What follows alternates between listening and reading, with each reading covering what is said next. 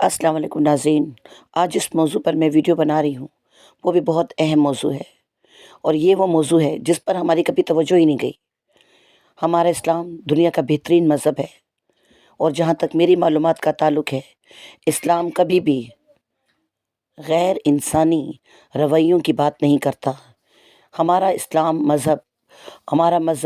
اسلام انسانی نفسیات کے حساب سے کام کرتا ہے۔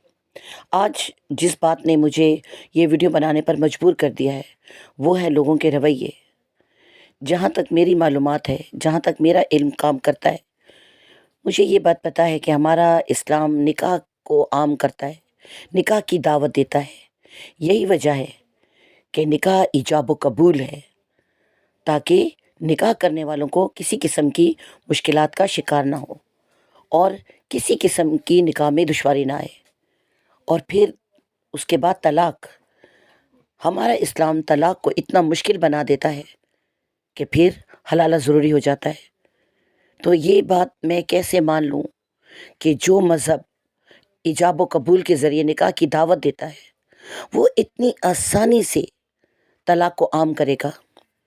ہمارا اسلام ایجاب و قبول اور نکاح کی دعوت دیتا ہے اور طلاق سے روکتا ہے، لیکن ہم نے معاملہ مختلف کر دیا ہے۔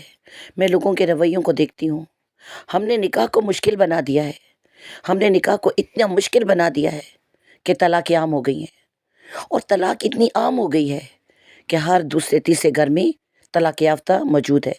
یہ میرا ذاتی مشاہدہ ہے کہ طلاق یافتہ گھرانوں کے بچے کبھی بھی نارمل انسان نہیں ہوتے، وہ ہمیشہ نفسیاتی مریض بن کر رہ جاتے ہیں۔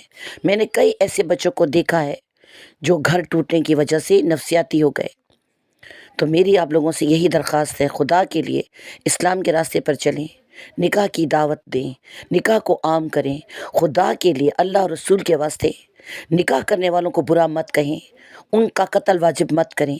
اگر آپ مسلمان ہیں، اگر آپ اللہ اور رسول کو مانتے ہیں تو اپنی قبر بھاری مت کریں۔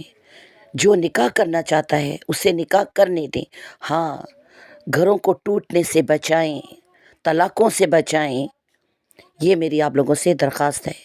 میری ویڈیو دیکھنے کا بہت شکریہ۔ اللہ حافظ۔